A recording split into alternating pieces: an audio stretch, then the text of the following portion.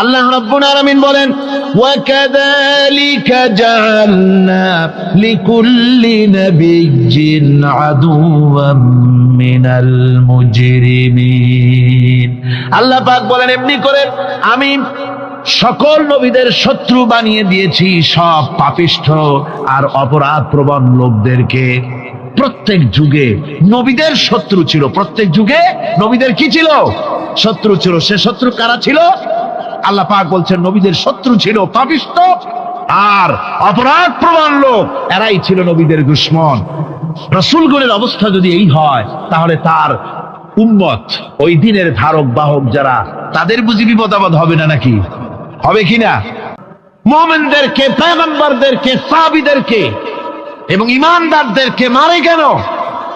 তার কারণ হচ্ছে আল্লাহ রাব্বুল আলামিন বলেছেন, ওয়া মা নাকামু মিনহুম ইল্লা আইয়ুমিনু বিল্লাহিল আজিজিল হামিদ।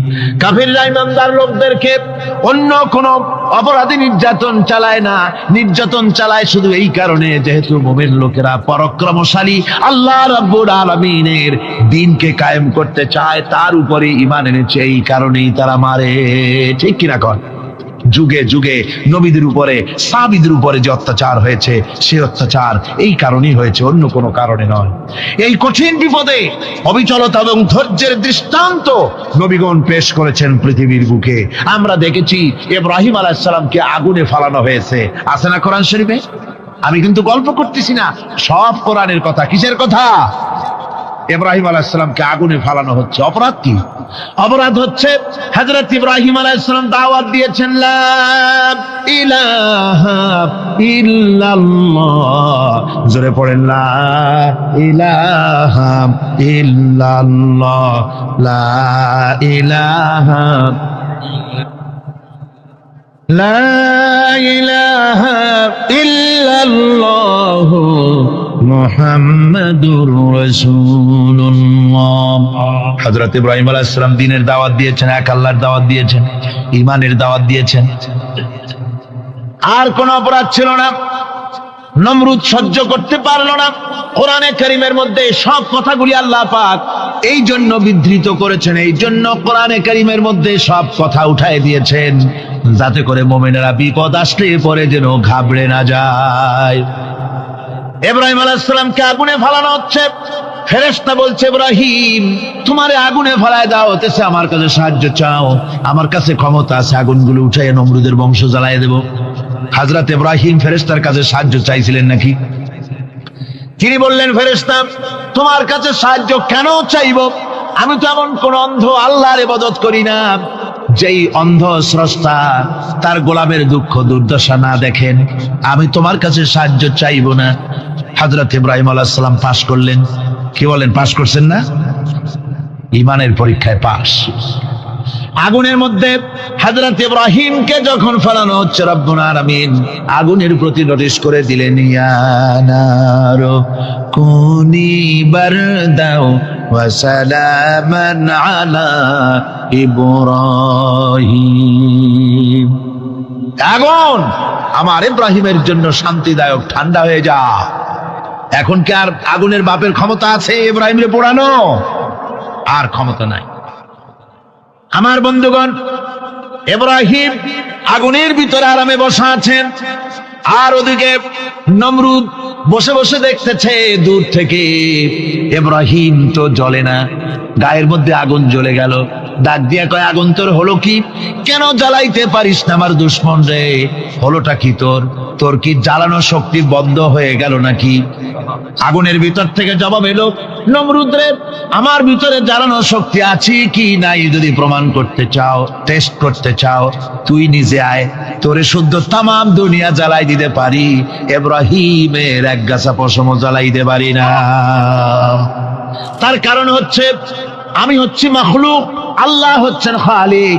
আল্লাহ আমাকে বলেছেন না জ্বালাতে, তুমি 1000 বার বললেও আমি ইব্রাহিমকে জ্বালাইতে পারবো না। কোরআনে কারিমে ঘটনা বলে মুমিনদেরকে সাহস দেওয়া হচ্ছে, মুমিনেরা দ্বীনের কাজ করতে গিয়ে বিপদ আবাজ আসবে, ইমানের দাবি হলো বিপদ আসবে, আর বিপদ আসলে ঘাবড়ায় যেও না, মুসিবতে পড়ে চিন্তায় পেরেশানে হয়রান হয়ে যেও না।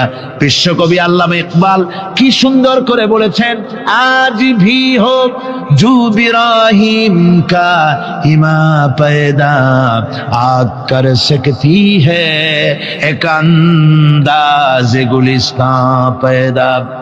ইব্রাহিমের ইমান যদি আজিও কোথাও হয় বিদ্যমান, করতে পারেন অগ্নিকুণ্ডে খুবসুরত এক গুলিস্তান। আজও যদি আগুনের ভিতরে কোন নমরুদ কোন ইব্রাহিমকে যদি ফেলে দেয়, আল্লাহ রাব্বুল আলামিন আজও আগুনকে ফুলের বাগান বানায়া দিবেন। সুবহানাল্লাহ। ভয় পাওয়ার কারণ নাই, চিন্তা করার কোনো কারণ নাই। আমার বন্ধুগণ, হযরতে হুদ আলাইহিস সালামকে যখন সমাজের লোকেরা, রাষ্ট্রের লোকেরা ঘিরে ফেলে দিল, সমাজ শক্তি, রাষ্ট্র শক্তি যখন তাকে ঘিরে ফেলে দিল, ষড়যন্ত্রের পাহাড় তুলে দিল, তারে মেরে ফেলে দিবে, হযরত হুদ দেশ থেকে তা পালায় গেলেন না, ভয় পেলেন না।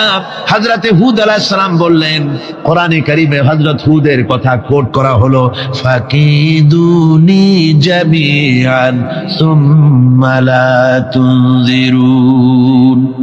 সম্মিলিতভাবে ষড়যন্ত্র করো আমার বিরুদ্ধে, সবাই মিলে ষড়যন্ত্র করো, সুম্মা লা তুনজিরুন, আর আমাকে এতটুকু অবকাশ তোমরা দিও না।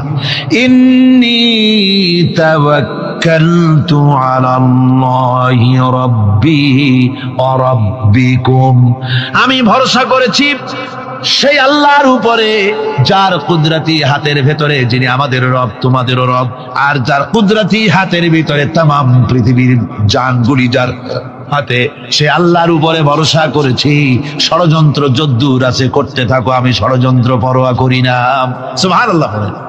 যে ব্যক্তি বিদ্রোহ করেছে এবং দুনিয়ার জীবনকে অগ্রাধিকার দিয়েছে, তার জায়গা হচ্ছে জাহান্নাম। জোরে বলেন নাউজুবিল্লাহ। যে ব্যক্তি আল্লাহর সঙ্গে বিদ্রোহ করেছে আর পরকালের জন্য পাথর জোগাড় করে নাই, দুনিয়াকে অগ্রাধিকার দিল, পরকালকে ভুলে গেল, তার জায়গা হলো জাহান্নাম। ওয়া আম্মা মান খাফা মাকামা রাব্বিহি ওয়া নাহান নাফসা আনিল হাওয়া ফাইন্নাল জান্নাতা হিয়াল মাওয়া। আর যে ব্যক্তি আপন প্রভুর সামনে উপস্থিত হকে ভয় করেছে এবং আপন প্রবৃত্তিকে লালসা মুক্ত করেছে, লালসার হাত থেকে রক্ষা করেছে, আল্লাহ রাব্বুল আলামিন কিয়ামতের দিন তার জন্য রেখে দিয়েছেন জান্নাত। তার জন্য কোন জায়গা? জান্নাত। আমাদেরকে পরকাল ভিত্তিক জীবন যাপন যদি করি, তাহলে কবরের জবাবগুলি খুব আসান হবে। আর যদি পরকাল ভিত্তিক জীবন যাপন না হয়, কবরটা মুসিবত হয়ে যাবে। হযরত ওসমান রাদিয়াল্লাহু তাআলা আনহু কবরের কাছে গিয়ে খুব কাঁদতেন।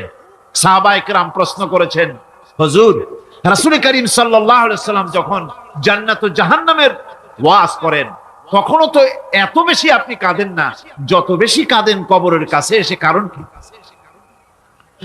হযরত ওসমান রাদিয়াল্লাহু তাআলা আনহু বলতেন, আমার সাথীরা, আমি আমার হাবিবের কাছে, আল্লাহ রাব্বুল আলামিনের রাসূলের কাছে আমি শুনেছি, এই কবরটাই হলো প্রথম স্টেশন, এই কবরটাই হলো প্রথম ইমিগ্রেশন কাউন্টার। এই জায়গায় যদি কেউ ধরা পড়ে যায়, কারো যদি চার্জশিট হয়ে যায়, সব জায়গায় ধরা পড়ে যাবে, হাসরে মিজানে সিরাতে কোনো জায়গায় নাজাত পাবে না। আর এই কবরটা যদি কেউ মুক্তি পেয়ে যায়, মিজান সিরাত হাসর সব জায়গা থেকে আল্লাহ তারে ভালোভাবে পার করে দিবেন। এটা হলো আসল জায়গা, মারাত্মক জায়গা, খুব মারাত্মক জায়গা। কবর হচ্ছে এ ধরনের একটি ইমিগ্রেশন কাউন্টার। কবরের ভিতরে মানুষ যখনই রাখা হবে, সঙ্গে সঙ্গে দুজন ফেরেশতা আসবে। কবরের কাছে যারা এসেছিল, দাফন হয়ে যাওয়ার পর এই লোকগুলি 40 কদম যেতে যতক্ষণ লাগে, এর মধ্যেই দুজন ফেরেশতা এসে যাবে। এসে জিজ্ঞেস করবে, মান রব্বুকা, তুমি কোন দল করতে ওটা তাদের জানার দরকার নেই। চাকরি কিসে করতেন ওটা জানার দরকার নেই। ব্যবসা করতেন না চাকরি করতেন প্রয়োজন নেই। প্রথমেই জিজ্ঞাসা করা হবে ন্যাশনালিটি, প্রথমেই জিজ্ঞাসা করা হবে তার ন্যাশনালিটি সম্পর্কে, তার আইডেন্টিটিটা কি, এবং সেটাকে সত্যায়িত করার জন্য, বোঝার জন্য তিনটি প্রশ্ন। প্রথম প্রশ্ন মান রাব্বুকা ওয়া মা দীনুকা ওয়া মান নাবিয়্যুকা, তোমার রব কে, তোমার দ্বীন কি, তোমার নবী কে। যদি এই ব্যক্তি বেঈমান হয়, মুনাফিক হয়, সে বলবে হায় হাতা লা আদরি, হায় হাতা লা আদরি, জানি না আমার রবকে, আমি জানি না। তোমার দিন কি, দিন কারে কয় বুঝি না। এরপরে আল্লাহর নবী জনাবে মুহাম্মদ রাসূলুল্লাহ সাল্লাল্লাহু আলাইহি ওয়াসাল্লামকে দেখানো হবে, বলা হবে মা কুনতা তাকুলু ফি হাদার রাজুল, এই ব্যক্তি সম্পর্কে তোমার ধারণা কি নিকে, বলবে আমি চিনি না। নাউযুবিল্লাহ। বাস, এরপরে তার যা হবার তাই শুরু হয়ে যাবে। আর যদি বান্দাটা মুমিন হয়, প্রশ্ন করা হবে মান রাব্বুকা, জবাব দেবে রব্বি আল্লাহ, আমার রব আল্লাহ রাব্বুল আলামিন। ওয়া মা দীনুকা, দীনুনা ইসলাম, আমার দিন হচ্ছে ইসলাম। এরপরে আল্লাহর নবীকে দেখানো হবে। কয়েক রকমের বর্ণনা আছে, কোন বর্ণনায় আছে হুজুরের আকারে দেখানো হবে, অথবা রাসূলকে সরাসরি দেখানো হবে। বলা হবে মা কুনতা তাকুলু ফি হাদার রাজুল, এই লোকটি সম্পর্কে ধারণা কি। মুমিন ব্যক্তি বলবে হাদা নবিয়ুনা মুহাম্মাদুর রাসূলুল্লাহ সাল্লাল্লাহু আলাইহি ওয়াসাল্লাম, ইনি আমার তো সেই নবী মুহাম্মাদুর রাসূলুল্লাহ সাল্লাল্লাহু আলাইহি ওয়াসাল্লাম। আমরা যেন এই রকমের জবাব দিতে পারি, আল্লাহ কবুল করো। সকলে জোরে কোন আমিন। জবাব হয়ে যাওয়ার পর গায়ব থেকে আওয়াজ আসবে ফাফরিশু বিল জান্নাতি ওয়ালবিসু বিল জান্নাহ, ও আমার ফেরেশতারা আমার এই বান্দাকে জান্নাতের পোশাক পরায়া দাও, আর কবরটাকে জান্নাতের বিছানা বিছায়া দাও। জান্নাতের পোশাক পরায় দাও, জান্নাতের বিছানা বিছায়া দাও। ইলা মাদ্দা বাসারিহি, তার চোখের দৃষ্টি যত দূর যায় কবরটা ততটা প্রশস্ত করে দাও। এরপর বেহেশতের পোশাক পরাইয়া, বেহেশতের বিছানা বিছায়া ফেরেশতা বলবে নূম কানাউমুল উরুস, ঘুমিয়ে যাও। দুলামিয়া যেমন বাসর সজ্জায় নতুন বউ নিয়ে আরামে ঘুমায়, এরকম আরামে ঘুমায় যাও। ইলা ইয়াউমিল কিয়ামা, কিয়ামত পর্যন্ত ঘুমায় থাক, আরামে ঘুমিয়ে থাকবে। এরপরে সিংগায় ফুৎকার হবে, সিংগার ফুৎকারের আওয়াজে তার ঘুম ভেঙে যাবে। বলবে ইয়া ওয়াইলানা মান বাআসানা মিন মারকাদিনা, হায় আফসোস, আমার এত আরামের ঘুম থেকে কে আমাকে জাগ্রত করলো, আমার ঘুমটারে নষ্ট করলো কে। আওয়াজ আসবে হাদা মা ওয়াদার রহমান ওয়া সাদাকাল মুরসালুন, এটা হচ্ছে রহমানের সেই ওয়াদা, আর মুরসালিনরা নবীরা সত্য কথাই বলেছিলেন, সেই কিয়ামত অনুষ্ঠিত হচ্ছে। আমার বন্ধুগণ, সেজন্য এই দুনিয়ার মোহে পড়ে থাকলে পরে দুনিয়ায় যারা অগ্রাধিকার দিবে দুনিয়াকে পরকালের তুলনায়, জবাব দিতে পারবে না কবরের ভিতরে গিয়া। আর যারা পরকালকে অগ্রাধিকার দিবে, দুনিয়ার চাইতে পরকালকে বেশি অগ্রাধিকার দেবে, আর আল্লাহর ভয় কলিজার ভিতরে রাখবে, কবরের জবাব সঠিকভাবে দিতে পারবে, কিয়ামতের দিন আল্লাহ রাব্বুল আলামিন তাদের জন্য জান্নাত দান করবেন। জোরে বলেন আমিন। দুনিয়াটা হচ্ছে দুনিয়া যেখানে আমরা আছি। আমি আগেই বলেছি দুনিয়া হচ্ছে আদনা শব্দ থেকে এর উৎপত্তি হয়েছে, তুচ্ছ নিকৃষ্ট, এটার দাম নাই, এটার মূল্য নাই। তবুও দুনিয়ার মায়া মানুষের এত বেশি। আল্লাহর নবী বলেন লাউ কানা লি ইবনি আদামা ওয়াদিন মিন যাহাবিন লাহাব্বা ইয়াকুনা লাহু সানিন, এই পৃথিবীতে যদি কাউকে একটা মাঠ ভরে যদি সোনা দেওয়া যায়, লোকটা বলবে রব্বুল আলামিন, আমি যদি আরেকটা মাঠ এরকম সোনা ভরা পেতাম দ্বিতীয় আর একটা মাঠ দেওয়া হলে আবার বলবে যদি তৃতীয় আর একটা মাঠ সোনা ভরে যদি পেতাম। নবীজি বলেন ওয়ালা ইয়ামলাউ জাওফু ইবনু আদামা ইল্লা তুরাব, মানুষের পেট 3.5 হাত মাটি ছাড়া, কবরের মাটি ছাড়া মানুষের পেট ভরবে না। আরো চাই, আরো চাই, চাওয়ার কোনো শেষ নাই। মানুষ এভাবে করে দুনিয়ার মহব্বতে এমনি পাগল হয়ে যায়, শুধু দুনিয়ার মহব্বত, পরকালকে বেমালুম ভুলে যায়। আমি কিন্তু এই কথা বুঝাতে চাই নাই যে পরকালের মহব্বতে, পরকালের ভয়তে বা পরকালের জন্য দুনিয়া আপনি বাজার ঘাট বেচা কিনা ব্যবসা বাণিজ্য সবকিছু ভুলে যান না, তা নয়। ভুল বোঝার কোনো কারণ নাই। পরকালকে অগ্রাধিকার দিতে হবে, মানে দুনিয়াটা চিরস্থায়ী জায়গা নয়। চিরস্থায়ী হচ্ছে কোনটা? আখিরাত। চিল্লা এখন কোনটা? সুতরাং এখানে যা করতে হবে, আখিরাতে জবাবদিহিমূলক জীবন যাপন করতে হবে। আপনি ব্যবসা করবেন, ওজনে কম দিতে পারবেন না, আপনি খাদ্যে ভেজাল দিতে পারবেন না, চুরি করতে পারবেন না, ডাকাতি করতে পারবেন না, জেনা করতে পারবেন না, বদমাশি করতে পারবেন না, মদ খেতে পারবেন না, সন্ত্রাসী হতে পারবেন না, হাইজ্যাকার হতে পারবেন না, চাঁদাবাজ হতে পারবেন না, মুনাফাখোর হতে পারবেন না, আপনি চোরা কারবারি হতে পারবেন না, ঘুষখোর হতে পারবেন না, সুদখোর হতে পারবেন না।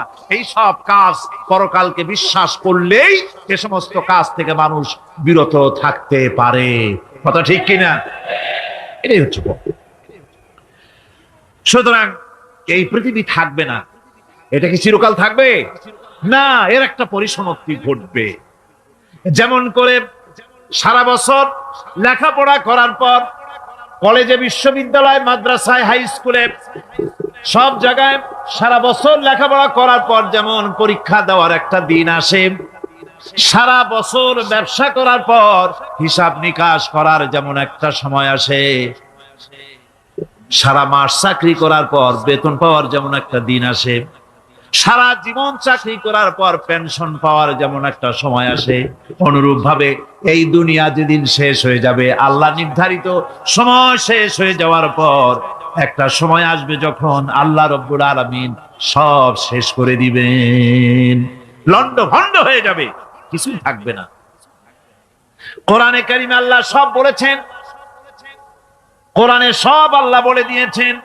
আল্লাহ পাক বলেন এই পৃথিবীর সব কেমন ভাবে ধ্বংস হবে তার চিত্র আল্লাহ পাক কোরআনে কারিমে তুলে ধরেছেন। ইযাস সামাউ ফাতারাত ওয়া ইযাল কাওয়াকিবু তাসারাত ওয়া ইযাল বিহারু ফুজ্জিরাত ওয়া ইযাল কুবুরু বু'সিরাত।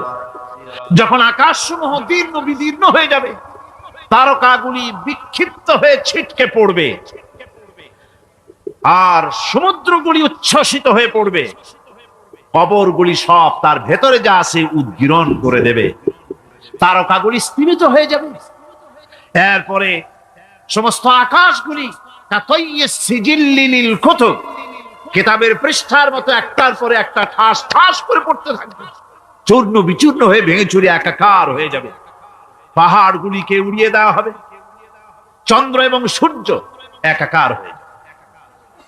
আল্লাহ রাব্বুল আলামিন বলেন ফাইদা বারিকাল বাসার ওয়া খাসাফাল কমার ওয়া জুমিআশ শামসু ওয়াল কমর।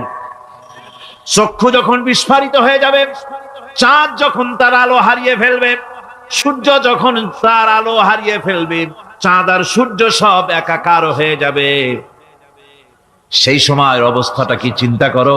মানুষ হয়রান হয়ে দৌড়াদৌড়ি করবে। ওয়াহুমিলাতিল আরদু ওয়াল জিবালু ফাদুক্কাতা দাক্কাতান ওয়াহিদা। জমিন এবং পাহাড়গুলির মধ্যে আল্লাহ রাব্বুল আলামিন সংঘর্ষ বাঁধিয়ে দিবেন, পাহাড়গুলি ভেঙে চুরে টুকরা টুকরা হয়ে যাবে, পাহাড়গুলি উঁচু করে জমিনের উপরে আছাড় মেরে আল্লাহ রাব্বুল আলামিন ভেঙে চুরে চুরমার করে দিবেন। সুবহানাল্লাহ। ওয়া তাকুনুল জিবালু কালইনিল মানফুস। পাহাড়গুলো পেঁজা ধোনা তুলার মতো করে উড়িয়ে দেওয়া হবে, পাহাড় উড়ে যাবে। সুবহানাল্লাহ। ভাইরা আমার, এই পৃথিবী একদিন পরিসমাপ্তি ঘটবে এবং আল্লাহর দরবারে আমাদেরকে উঠতে হবে এবং সেখানে আমাদের বিচার হবে। সেখানে আমাদের কি হবে? বিচার হবে। আল্লাহ পাক বিচারটাকে নির্ভুল করার জন্য, সঠিক করার জন্য প্রত্যেকের গলায় আমলনামা ঝুলায় রাখছে, এখানে রেকর্ডের ব্যবস্থা করা হয়েছে। আল্লাহ পাক বলছেন, ওয়া কুল্লা ইনসানিন আলজামনাহু তাইরাহু ফি উনুকিহি ওয়া নুখরিজু লাহু ইয়াওমাল কিয়ামাতি কিতাবান ইয়ালকাহু মানশুরা। আল্লাহ পাক বলেন, প্রত্যেকের ভালো মন্দ কর্মফল, কর্মলিপি আমি তার গলায় ঝুলায় রেখেছি। কিয়ামতের দিন সে নিজের কাছে স্পষ্ট সব দেখতে পারবে, কোনো জিনিস বাদ পড়বে না। তার গলায় তার আমলনামা ঝুলানো আছে, সব রেকর্ড হতেছে। আমরা যা করছি সবগুলি রেকর্ড হয়ে যাচ্ছে। কিয়ামতে যখন আমলনামা তার সামনে দিয়ে বলা হবে, ইকরা কিতাবাকা কাফা বিনাফসিকাল ইয়াওমা আলাইকা হাসিবা, তাকে বলা হবে নিজের কর্মলিপি নিজেই পড়ো, আজ তুমি তোমার নিজের হিসাব নিতে যথেষ্ট। তাকে হিসাব করতে বলা হবে, তোমার হিসাব, তোমার নিজের হিসাব নেওয়ার জন্য তুমি যথেষ্ট, তোমার হিসাব তুমি নিজেই করো, এটা পড়ো। আর সেই কিয়ামতের দিন কোনো সাহায্যকারী মিলবে না। লান তানফাকুম আরহামুকুম ওয়ালা আওলাদুকুম ইয়াওমাল কিয়ামা। লান তানফা, কিয়ামতের দিন কোনো ফায়দা হবে না, অবশ্যই কোনো ফায়দা হবে না, কোনো উপকারে আসবে না। কিয়ামতের দিন তোমার সন্তান, তোমার স্ত্রী, তোমার মাল, তোমার সম্পদ কোন উপকারে আসবে না। কিয়ামতের ময়দানে সেদিন সব তোমার সাথে বিচ্ছেদ করবে, সব পালায় যাবে। সেখানে উৎকোষেরও কোনো কারবার নাই যে ঘুষ টুস দিয়া, ফেরেশতাদের কোন রকম বুঝবাজ দিয়া, আলাদা কোনো চোরাগলি পথ দিয়া একেবারে ফুট করে ভেসতে চলে যাবেন, এমন কোনো সুযোগ নাই। অনেকে বলে, হুজুর এমন কিছু দোয়া শিখায় দেন যাতে ওই সব জেহাদ বোমা এগুলি খুব ভয় পাই, ওসব রাস্তা টাস্তা না, খুব সহজে কিছু দোয়া দুরূদ করিয়া আস্তে করে জান্নাতে চলে যাওয়া যায়, এরকম একটা দোয়া, এরকম একটা পথ বলে দেন। আমি বলি, ভাই এরকমের কোন চোরাগলি আমার রাসূল আবিষ্কার করতে পারেন নাই। আল্লাহর পয়গম্বরের ওই ধরনের কোন পথ আবিষ্কার করতে পারেন নাই। সেখানে কিয়ামতের দিন কাউকে উৎকোষ গ্রহণ করার কেউ নাই, উৎকোষ দেওয়া যাবে না। আর উৎকোষ দিবি না কি, আপনার কাছে কিছু নাইও, থাকলেও নেওয়ার কেউ নাই। এই দুনিয়ায় ফাঁকিবাজি করে বহুত কিছু করা যায়, কিন্তু কিয়ামতের মাঠে এগুলি কিছুই চলবে না। আল-ইয়াওমা লা ইয়ানফা'ু মালুন ওয়ালা বানুন, কিয়ামতের দিন ধন সম্পদ সন্ততি আর সম্পদ কোনো কাজে লাগবে না। সেদিন শুধু আমল যদি ভালো হয় কাজে লাগবে, আমল খারাপ হবে সব শেষ হয়ে যাবে। আল্লাহ রাব্বুল আলামিন নবীজিকে ডেকে বলেছেন, নবী আপনি বলেন, কুল মা কুনতু বিদআম মিনার রাসূল, আপনি বলুন আমি কোন নতুন রাসূল নই, আমার আগে অনেক নবী রাসূল পৃথিবীতে এসেছেন, তারা বিদায় হয়ে গেছেন। আমি জানি না কিয়ামতের দিন আল্লাহ রাব্বুল আলামিন আমার সাথে কি ব্যবহার করবেন, আর আমি এও জানি না যে কিয়ামতের দিন আল্লাহ পাক তোমাদের সাথে কি ব্যবহার করবেন।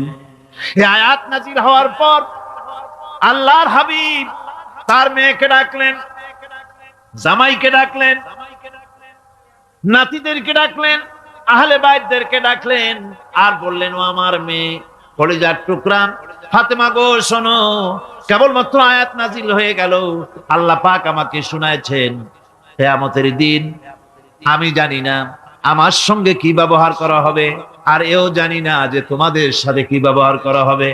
ও আমার কলিজার টুকরা মেয়ে ফাতেমা, কিয়ামতের দিন মুহাম্মদ সাল্লাল্লাহু আলাইহি সাল্লামের মেয়ে, এই হিসাবে তোমার নাজাতের ফয়সালা হবে না।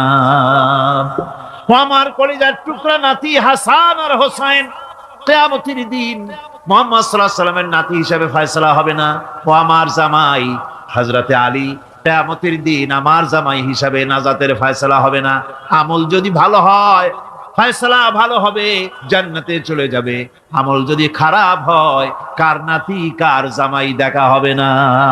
সুবহানাল্লাহ, কঠিন কিয়ামতের মাঠ। এই পরকালের বিশ্বাস যদি কলজার মধ্যে ঢোকে মানুষ ভালো হয়ে যাবে। কোন সুবহানাল্লাহ। বন্ধুগণ, এরপরে একটা জীবন আসবে ওই কিয়ামতের ময়দানে। এই পরকালের বিশ্বাসটা গুরুত্বপূর্ণ ব্যাপার। আমাদের সব কিছুর হিসাব দেওয়া লাগবে। আল্লাহ পাক বলেন, ইন্নাস সামআ ওয়াল বাসারা ওয়াল ফুআদা কুল্লু উলাইকা আনহু মাসউলা। নিঃসন্দেহে মানুষের শ্রবণ শক্তি, দর্শন শক্তি এবং তার অন্তঃকরণের কল্পনা সম্পর্কে আল্লাহ রাব্বুল আলামিনের কাছে জিজ্ঞাসিত হতে হবে।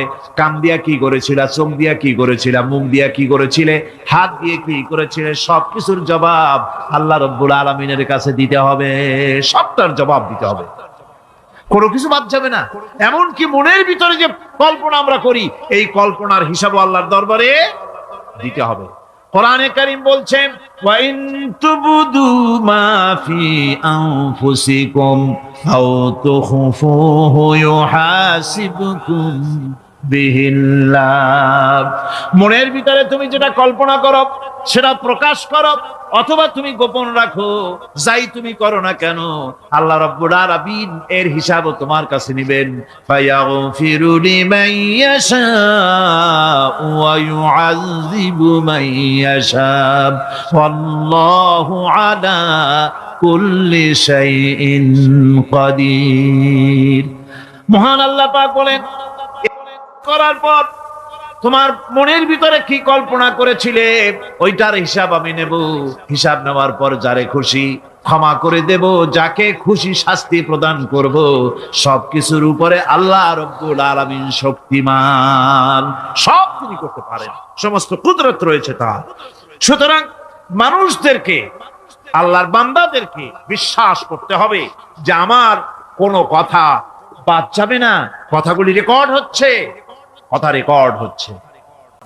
মুখ আছে বলেই যা খুশি তা বলা যাবে না, কান আছে বলেই যা খুশি তা শোনা যাবে না, চোখ আছে বলেই যা খুশি তা দেখা যাবে না, হাত পা আছে বলেই যা খুশি তা করা যাবে না। সবটার পেছনে আল্লাহ রাব্বুল আলামিনকে ভয় করা লাগবে। মহান আল্লাহ রাব্বুল আলামিন বলে, বান্দারে তোমার সমস্ত কার্যাবলী, এমনকি তোমার চাহনিটা পর্যন্ত কার দিকে কি নিয়তে তাকায়ছো কেউ জানে না, আমি আল্লাহ রাব্বুল আলামিন জানি। ওয়া ইয়ালামু খায়নাতাল আয়ুনি ওয়া মা তুখফিস সুদূর। তোমার অন্তঃকরণ কি জিনিস গোপন করে, আর তোমার চক্ষু কি লুকোচুরি খেলে আমি টের পাই। সুবহানাল্লাহ বিহামদি। চশমার ফাঁক দিয়া কি দেখো, কারে দেখো, কি নজরে দেখো, সানগ্লাস পরিয়া কেউ ঠিক পায় না, আমি ঠিক পাই। সুবহানাল্লাহ, জোরে কোন সুবহানাল্লাহ। সুতরাং চোখের নজরের হিসাব হবে, হাতের কাজের হিসাব হবে, পায়ের চলার হিসাব হবে, আপনার বলার হিসাব হবে, মুখে যা বলেছেন, যা করেছেন, হাত পাও দিয়ে যা করেছেন, সবকিছুর হিসাব হবে কিয়ামতের দিন। আল্লাহর দরবারে সবকিছু উপস্থিত হবে, কোনো জিনিস বাদ পড়বে না। فَمَن يَعْمَلْ مِثْقَالَ ذَرَّةٍ خَيْرًا يَرَهُ وَمَن يَعْمَلْ مِثْقَالَ ذَرَّةٍ شَرًّا يَرَهُ। ছোট্ট একটা ভালো কাজ যদি করো তাও হাজির করা হবে সামান্যতম ভালো কাজও তোমার বাদ পড়বে না, আর ক্ষুদ্রতম কোনো খারাপ কাজ করলে তাও উপস্থিত করা হবে সব তোমার সামনে, কোনো জিনিস বাদ পড়বে না, সব দেখতে পাবে কিয়ামতের দিন। ভালো কাজটাও আর খারাপ কাজটাও আল্লাহর কাছে সেদিন আল্লাহ পাক মানুষের সামনে উপস্থিত করে দিবেন। আল্লাহ পাক বলছেন, সেদিন এই জমিন তার ভিতরে যা লুকায়িত ছিল জমিন সব বের করে দেবে। কান্নাহুম জারাদুম মুনতাশির। টিড্ডি, ফড়িংগুলি, পোকাগুলি মাটি থেকে যেমন বেরোয়, এ মাটির ভিতরে যা আছে কিয়ামতের দিন সব মাটি বের করে দেবে। ইযা যুলজিলাতিল আরদু জিলজালাহা ওয়া আখরাজাতিল আরদু আসকালাহা ওয়া ক্বালাল ইনসানু মা লাহা। এ জমিনকে ঝাঁকি মারা হবে প্রবল এক ঝাঁকুনি, প্রবল এক ঝাঁকুনিতে এই পৃথিবীর মধ্যে যা কিছু আছে সব বেরিয়ে যাবে। সুবহানাল্লাহ কইতে ইচ্ছা করে না মিয়ারা? এক ঝাঁকুনিতে পৃথিবী সব বের করে দেবে। মানুষ হয়রান হয়ে বলবে কি হয়েছে, এ মাটির হলোটা কি? আমার বন্ধুগণ, মানুষ হয়রান হয়ে গিয়ে বলবে মাটির কি হলো? আল্লাহ রাব্বুল আলামিন বলেন ইয়াউমাইদিন তুহাদ্দিসু আখবারাহা বিআন্না রাব্বাকা আওহালাহা। জমিনের উপরে যা ঘটেছে জমিন তা সব বের করে দেবে, সব প্রকাশ করে দেবে। আর এটা এই জন্য হবে যেহেতু তার রবের হুকুম হয়েছে, তার রব হুকুম করেছে বের করে দে। জমিনের ভিতরে আছে যা সব বেরিয়ে যাবে, আকাশ ভেঙে পড়বে, পাহাড় উড়ে যাবে, জমিনের ভিতরে যা আছে সব উপরে চলে আসবে, পৃথিবীতে সব শেষ, কিচ্ছু নাই, আকাশ নাই, পাহাড় নাই, সমুদ্র নাই, সব একাকার, চন্দ্র নাই, সূর্য নাই, তারকা নাই, গ্যালাক্সি নাই, মহাশূন্য নাই, সব শেষ। আল্লাহ রাব্বুল আলামিন সমস্ত ফেরেশতাদেরকে শেষ করে দিবেন, সকলের মওত হয়ে যাবে, কেউ আর থাকবে না। এমনকি হযরতে আজরাইল মালাকুল মউত তিনিও থাকবেন না, সব আল্লাহ রাব্বুল আলামিন মৃত্যু করে দিবেন। এরপরে আল্লাহ রাব্বুল আলামিন একা তিনি বলবেন ইয়া দুনিয়া, ইয়া দুনিয়া আইনা আনহারুকি, এ পৃথিবী তোর সেই সমুদ্রগুলো কোথায়, নদীগুলি কোথায়? ইয়া দুনিয়া আইনা আশজারুকি, হে দুনিয়া তোমার গাছগুলি কোথায়? এত বন বনানি, এত গাছ ছিল। ইয়া দুনিয়া আইনা জিবালুকি, হে পৃথিবী তোর জমিনে যত পাহাড় ছিল পাহাড়গুলি কই? যত স্বৈরাচার ছিল জমিনের উপরে, যারা স্বৈরাচারী মনোবৃত্তি নিয়ে মানুষ ধ্বংস করেছে, দেশ ধ্বংস করেছে, মায়ের বুক খালি করেছে, ওই স্বৈরাচারগুলি কই? কোনো জবাব নাই। আল্লাহ পাকের পরে বলবেন লিমানিল মুলকুল ইয়াউম, কার রাজত্ব? আজকে রাজত্বটা কার? আল্লাহ তিনবার আওয়াজ দিবেন, আজকে রাজত্ব কার? আল্লাহ পাক যখন তিনবার করে ডাক দিবেন, কোনো জবাব নাই, কোনো জবাব নাই। কে জবাব দেবে? আল্লাহ রাব্বুল আলামিনের সামনে কার ক্ষমতা আছে কথা বলার? কেউ তো নাই, সব শেষ। আল্লাহ পাক বলবেন লিল্লাহিল ওয়াহিদুল কাহ্হার, একমাত্র পরাক্রমশালী আল্লাহ রাব্বুল আলামিনের রাজত্ব আছে। সেই হাসরের মাঠে আমাদের সকলকে উপস্থিত হয়ে যেতে হবে, কেউ আমরা এখান থেকে বাঁচতে পারবো না, সবাইকে উঠতে হবে। অপরাধীরা সেখানে অসহায় হয়ে যাবে, অপরাধীরা অসহায় হয়ে যাবে। আল্লাহ পাক বলেন ফাইযা জাআতিস সাখাতু ইয়াওমা ইয়াফিরুল মারউ মিন আখিহি ওয়া উম্মিহি ওয়া আবিহি ওয়া সাহিবাতিহি ওয়া বানি। অবশেষে যখন কান ফাটানো আওয়াজ আসবে, এই আওয়াজ সেদিন মানুষ নিজের মা বাপ ভাই বোন সব থেকে বিচ্ছিন্ন হয়ে যাবে, সব একের থেকে আরেকজন পালায় যাবে, হারায় যাবে, কেউ কাউকে আর খুঁজে পাবে না। সেদিন ওই কিয়ামতের মাঠে বিভীষিকাময় দৃশ্য, মানুষ হয়রান হয়ে যাবে।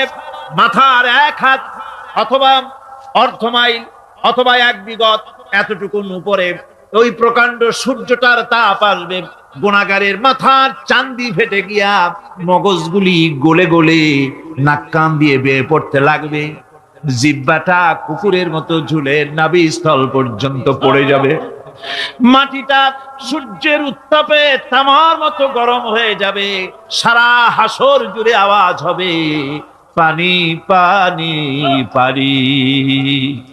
মানুষেরা হয়রান হয়ে যাবে সেই হাসরের ময়দানে।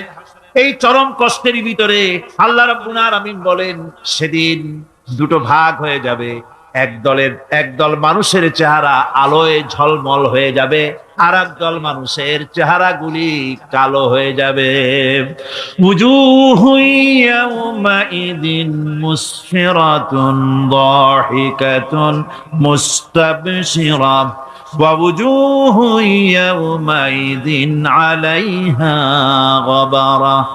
আল্লাহ পাক বলেন, এক শ্রেণীর মানুষের চেহারা হাস্যোজ্জ্বল ঝলমলে হয়ে যাবে, আর এক শ্রেণীর মানুষের চেহারাগুলি কালো হয়ে যাবে। তারহাকুহা কাতারা উলাইকা হুমুল কাফারাতুল ফাজারা। হাস্যোজ্জ্বল, স্বচ্ছন্দপূর্ণ, সুন্দর, উজ্জ্বল ঝলমলে চেহারা হবে ঈমান আনার কারণে, পরকালকে বিশ্বাস করার কারণে, আল্লাহ এবং রসুলের কথা অনুযায়ী জীবন যাপনের কারণে চেহারাটা উজ্জ্বল হয়ে যাবে। আর আল্লাহর নাফরমানি, রসুলের নাফরমানি, পরকালকে অস্বীকার করার কারণে কাফের গুলির চেহারা, মুনাফিক গুলির চেহারা কালো হয়ে যাবে। তাদেরকে আলাদা করে দেওয়া হবে। আমতাজুল ইয়াওমা আইয়ুহাল মুজরিমুন, মুজরিমদেরকে আলাদা করে দেওয়া হবে, দুইটা ভাগ হয়ে যাবে। এই চরম অবস্থা সৃষ্টি হবে কিয়ামতের ময়দানে। সেদিন রাসূল করিম সাল্লাল্লাহু আলাইহি ওয়াসাল্লাম উম্মতের জন্য সুপারিশ করবেন। সেই সুপারিশ যেন আমাদের করতে পারেন, সেজন্য আমাদেরকে তৈরি করতে হবে, সে ধরনের যোগ্য আমাদেরকে বানাতে হবে। বন্ধুগণ, এই পরকালীন জীবন, এর সম্ভাবনা, এটা যে হবে এবং সেই পরকালে আমাদের সকলকে যে উঠতে হবে, কিয়ামতে আল্লাহর কাছে জীবনের সবকিছুর জবাবদিহি করতে হবে, এই ভীতি সৃষ্টি করতে চায় আল্লাহ পাক মানুষের ভেতরে।